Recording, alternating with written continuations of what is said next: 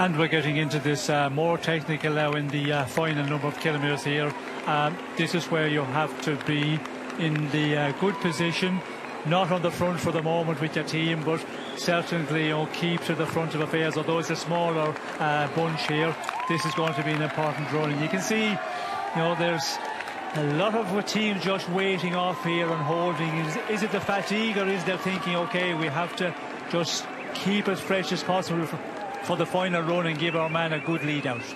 Well, most teams are missing probably half of their riders, so you're missing those chains, those links in the chain of a lead-out train, so you need to wait longer. There's the fatigue of the race as an element. You want to keep it shorter. You don't have as many men to use, but you also don't have an entire peloton that requires quite the same sort of intensity as a normal bunch sprint, but they can be very, very tricky about getting yourself caught in. There's a lot of riders who'd be starting to think, I'm not really a sprinter, but in this sort of group, this sort of fatigue, I'm prepared to have a go at it.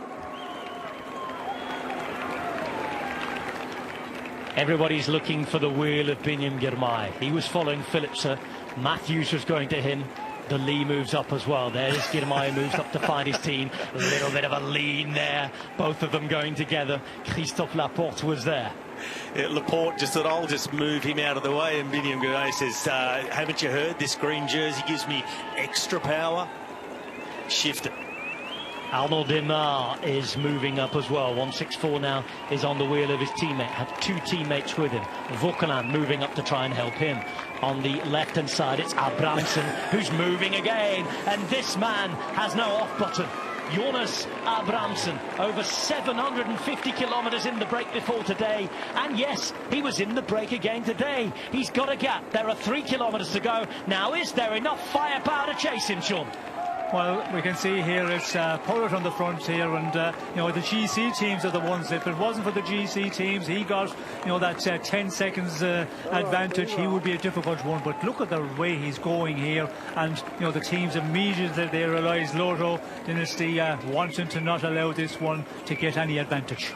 Yeah, Lotto Destiny, and is that Brent van Moer, the man who was with Jasper Stuyven leading the chase? Arnaud de Lee in his wheel. Then it's Nils Pollard with Tadej Pogacar behind him. Philipsen right in the middle on the wheel of a teammate. Girmay just coming up on the right-hand side with a man in front of him. He has Lawrence Rex in this group as well. Latest roundabout out the way. Big turn coming up just before a kilometre to go, and then there's little rights and lefts.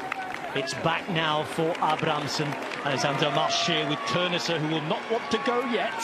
But he's just keeping Girmay right up there. 2Ks to go now. Another man, 2 men coming up on the left-hand side to help out.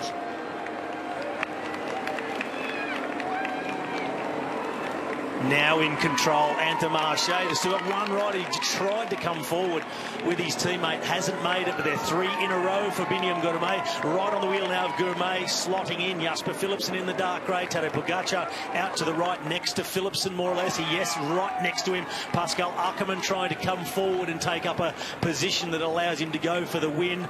No time for GC riders in between you and your sprint rivals now. It's time for them to get out of the way. Big left turn coming up, and Andermatt keeping the speed as high as they can to keep Girmay in the right position. On the right, you can see the European champion, Christophe Laporte. He's moving up. Wout van Aert, who's on the wheel. On the left, it's Luca Mesgetz, who's following the wheel of Arnaud Demar. Michael Matthews further back. One man peels off for Andermatt. They lose position briefly, but Girmay makes his way through the gap. There is that run into the final kilometre now, and Sean Kelly at Andermatt have control. Yes, they have control, but still a kilometre to go, and we can see a lot of good sprinters here, the fast men in contention here. In this smaller group, not as hectic when it's the big bunch sprints, so it's an interesting one, but Intermarché in control.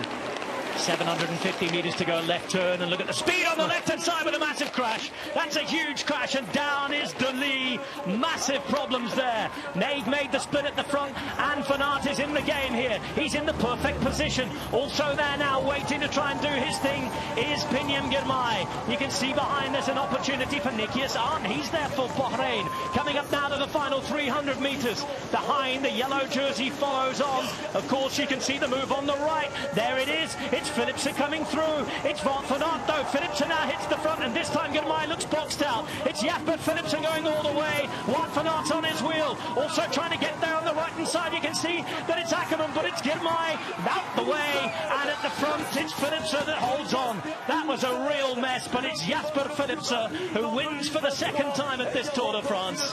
And the move from Lotto Destiny that caused carnage on the far side.